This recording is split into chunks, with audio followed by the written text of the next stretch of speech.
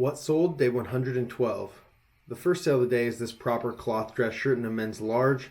This took 25 days to sell and it sold for a best offer of $10 plus shipping, and that was with a couple small spots on it. If this was clean, it probably would have sold closer to $20. Dress shirts do lose a lot of their value even with just one mark on them. When people are buying dress shirts, they normally want it to be in perfect condition. So keep that in mind when you're sourcing them, to double check all your dress shirts. Sale number 2 is this pair of Peter Millar shorts in a men's 36. These are the wicking performance ones, and they were also new with tags. They were a little bit of an older model, but they sold in 6 days for a best offer of $30 plus shipping. I also picked up some cotton ones of these.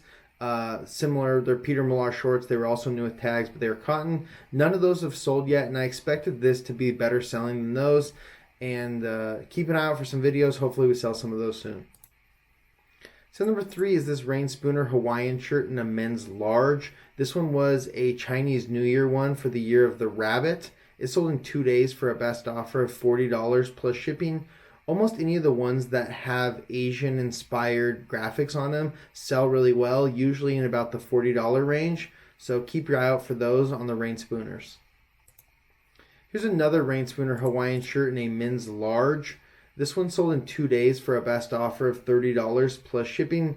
I had a feeling that this one was going to sell well just based on the colorway and the design.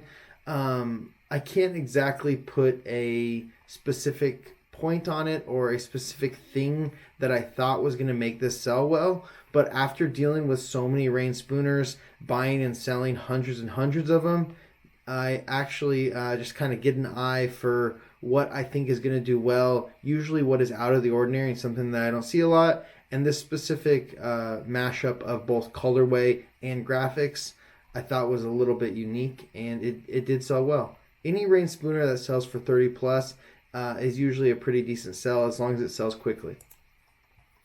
So number 5 is this Rain Spooner Mele Kalikimaka, so a Christmas Hawaiian shirt in a men's large. This one was from 2002, and there are some of the Mele Kalikimakas that I find more often than others, even some of the older ones than this. So like the 1998 one, I find that one all the time for the Mele Kalikimakas, but I don't know if I've even found any of the 2002 ones, so I think this might be a little bit more rare. But this one sold in 2 days for a best offer of $44 plus shipping.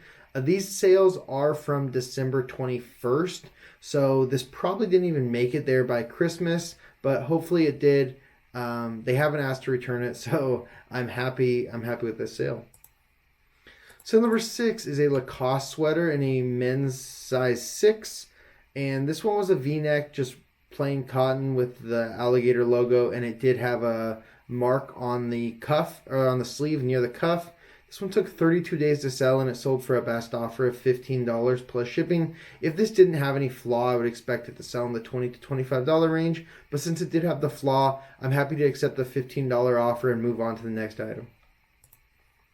So number 7, another proper cloth dress shirt in solid white, also a men's size large, and this one also had a few marks on it. It took 29 days to sell, and it sold for a best offer of $12 plus shipping. I have noticed a lot more of this recently, where I sell one item from a specific brand, and then I continue to sell that day or the following day more items of that specific brand. So I think that the eBay algorithm does favor that. Maybe when they notice that you are someone that sells a specific brand, then they are sending your other items from that brand closer to the top of the search results. So just something to keep in mind. Maybe if you fill your store with some more similar items, more items from the same brand, then you might get some more sales from it. So number 8, this is a dry fire flame resistant shirt in a men's XL. I've actually sold multiple flame resistant shirts in the past week or so. This one took 2 months to sell, and it sold for the full sale price of $22.45 plus shipping. This was I can't remember now if I set my sale for 10% off to start after 1 month or 2 months. I'll take a look at it and give you guys an update next video or the following video, whenever something from that category sells. But this did hit my 10% off sale, and I'm really happy with this sale. Usually I find these for $5 to $7, not usually more than $7 for these flame resistant shirts at most thrift stores. This is a nice sale. This is a Tommy Bahama Hawaiian shirt in a men's 2XL. Does have a large embroidery on the back of it, and it was new with tags. It took 41 days to sell, and it sold for full price $90 plus shipping. So that does actually answer the question from before. This one was over a month old, and it wasn't on my 10% off sale, so that must start at 2 months. And then I think at 3 months, it goes up to 25% off. But anyways, back to this item. I actually picked up, I want to say like 4 or 5 of these from a thrift store about a month and a half ago. And they were all priced up maybe $32 or somewhere around there. And I think this might be the last one of them to sell. They actually sold a lot better than I expected. And I even left a few of the, maybe I only left 1 or 2 that were duplicate sizes and duplicate colors. And now that they sold so quickly, I'm really wishing I would have picked it up. But this was a really great sale. Sale number 10 is a North Face jacket in a men's large. This one did have a large discoloration on the front of it. And even though I did call it a jacket, it's kind of like a sweatshirt. It just has more of like that slick finish on it. It's not like a cotton sweatshirt. It's a fleece or a polyester sweatshirt. But like I said, it had a large discoloration on the front of it. And it still sold same day for a best offer of $12 plus shipping.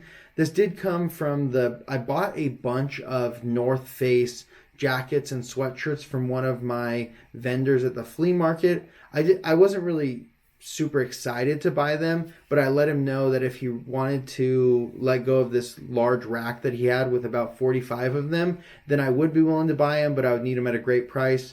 We ended up landing on, I think, $300 for, I want to say it was 42 of them. It was about $8 each or so. So even this one that had a big flaw in it, and it's going to be one of the lower selling ones, I'm still making a couple bucks on it. And the other ones, I'm going to make much more than this. So I actually think that specific buyout is going to do pretty well. Sale number 11 and the final sale of the day is this Disney Spirit jersey in a men's medium. This one was new with tags. It sold in 77 days for a best offer of $35 plus shipping. I'm a little surprised. It was getting near that 3-month mark, so I was happy to let it go for $35. But I'm surprised that it didn't sell for more. I usually sell these Spirit jerseys used for around $30, so there wasn't much of a premium on this one for being new with tags, but some of them sell better than others. Maybe this was only a $20 or $25 one if it wasn't new with tags, or maybe there's just not a huge premium for these being brand new. Some brands are like that, where the discrepancy between the used items and the new items is not very high. And there's other brands where there is a big discrepancy. So you need to learn those. That way you want to be looking out for the used items that sell close to the same price as the new with tags items. Well, that's it for the sales. Thank you guys so much for watching. I'll see you tomorrow for day 113 of the What Sold series. Peace.